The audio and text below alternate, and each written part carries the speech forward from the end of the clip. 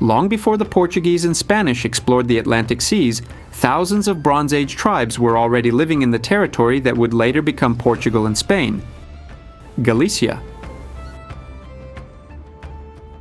Coming from Central Europe, numerous Celtic tribes settled in the region and gradually merged their society with that of the local peoples. From this fusion, new villages were created, later known as castros, marking the beginning of a new phase of Celtic culture, the castro culture.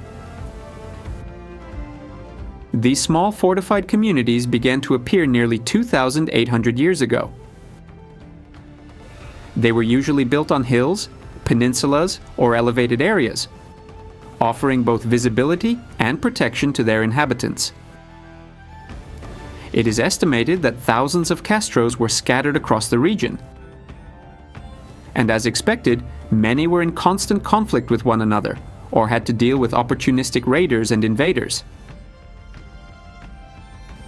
For this reason, tribes chose naturally defensible locations and eventually surrounded their villages with walls.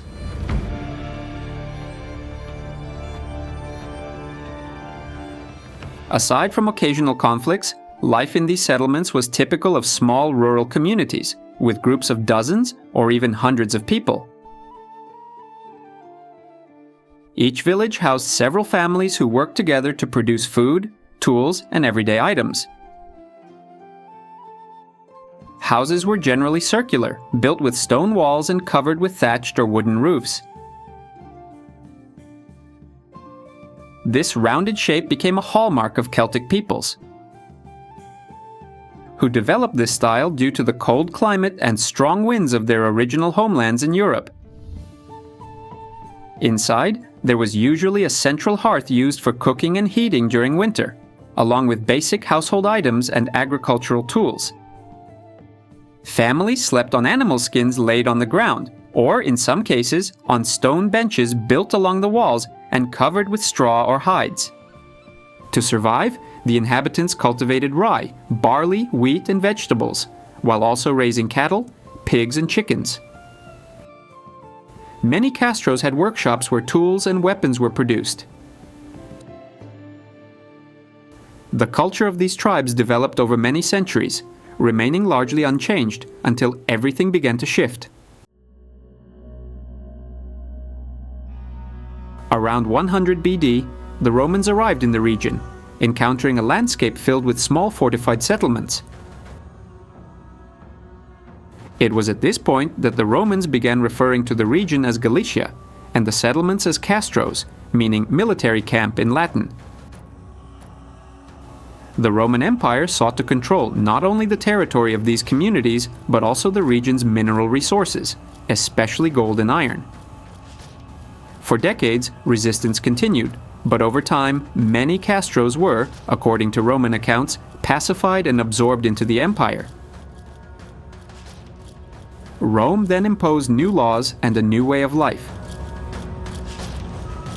Some of these former villages were transformed into small Romanized towns known as civitates. During this transformation, some castros began to include rectangular structures, paved streets, and other typically Roman elements. Despite this influence, the Celtic way of life did not disappear entirely. Local traditions, language, and certain rural customs continued for many centuries, gradually blending with Roman culture. Overall, the original architectural style remained largely intact.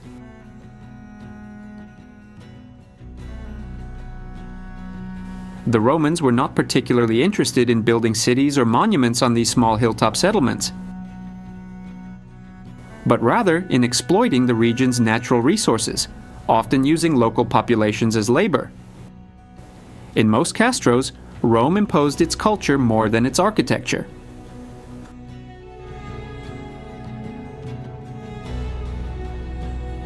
One of the best examples can be found at the Castro of Santa Trega, one of the most impressive and well-preserved sites.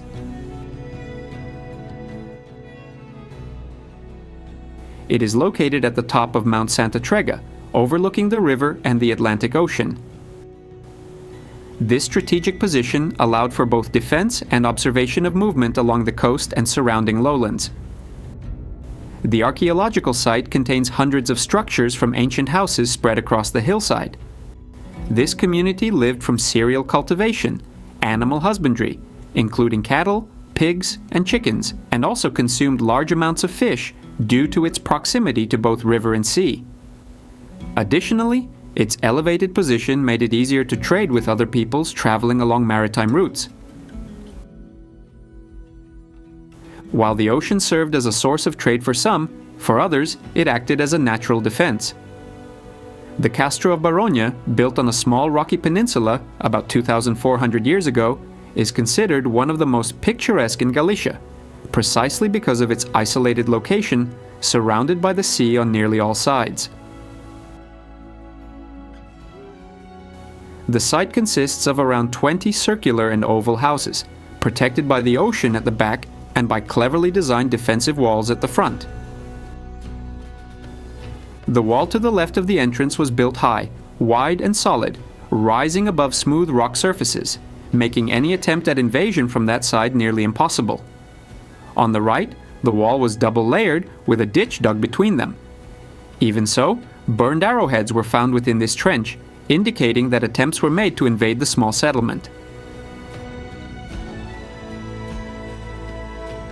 Beyond its defensive features, archaeologists discovered that its inhabitants were mainly dedicated to fishing and shellfish gathering, as well as some animal husbandry and basic agriculture. Stone anchors, fishhooks, and remains of mollusks were found, indicating a sea-oriented economy. There is also evidence of metalworking and weaving, suggesting a community with diverse activities. These activities existed on both small and larger scales, as seen in the Castro of Villadonga, which represents a more advanced phase of the Castro culture, already under Roman influence. Unlike coastal castros, Villadonga was an agricultural settlement surrounded by a massive earthen wall and an efficient defensive system. Its two main entrances were protected by large gates and watchtowers. With the arrival of Rome, houses gradually shifted from the traditional circular Celtic design to rectangular Roman forms, with excavations revealing Roman coins, bronze artifacts, and personal ornaments. Although Roman presence was strong, the settlement maintained its Celtic identity for a long time.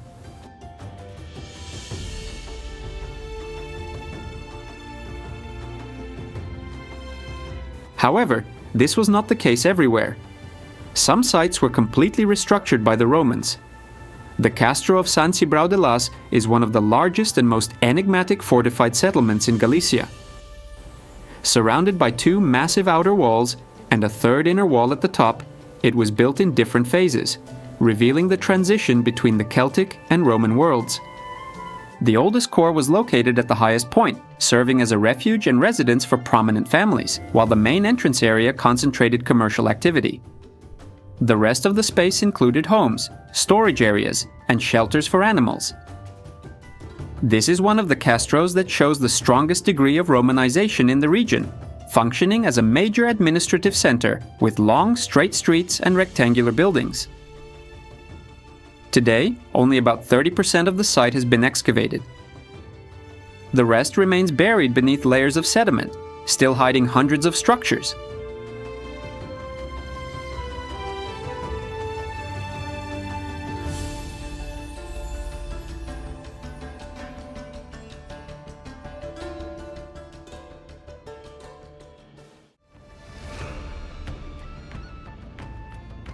While some castros evolved into major administrative and commercial centers, others remained largely unchanged. The Castro of Bornero is one of the earliest sites to be studied in depth. This settlement was inhabited long before the arrival of the Romans and is considered a pure example of the Celtic phase, as it was never Romanized. It occupies a gentle slope overlooking a river and is surrounded by a wall over 300 meters in perimeter.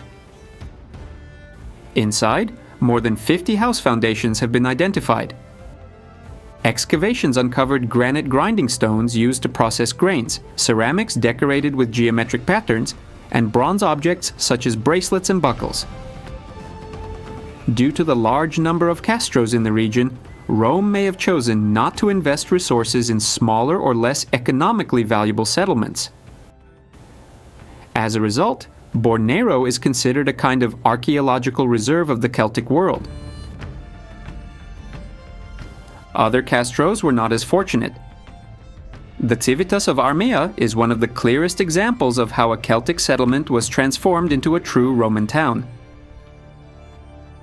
During this phase, the site developed rectangular buildings, paved streets, and even remnants of temples and baths, features absent from original castros.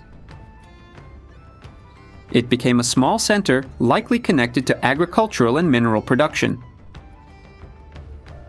The discovery of numerous balance weights suggests active trade, while Latin inscriptions indicate that the population had adopted Roman writing.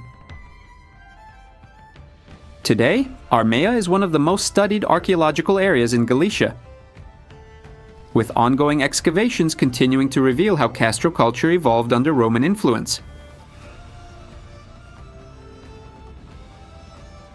Over time, many castros were adapted into fully developed settlements influenced by Roman culture. The territory was officially named Hispania. Latin gradually replaced the old Celtic dialects, and new customs and beliefs were introduced. Slowly, inhabitants migrated to more Romanized and modern cities, leading to the gradual abandonment of the castros. Of the more than 2,000 identified in Galicia alone, most have yet to be excavated. Nearly all remain buried under layers of sediment, and excavations are costly and time-consuming. As a result, there is still much left to discover. The Celtic castros of Galicia represent one of the most remarkable chapters in the ancient history of Portugal and Spain. Today, they are highly preserved historical sites that reveal the skill and organization of peoples who, even in challenging times, adapted to their environment and, without realizing it, left a lasting mark on history. If you enjoyed this video, leave a like, subscribe to the channel, and share it with someone you know who loves discovering the uniqueness of our world.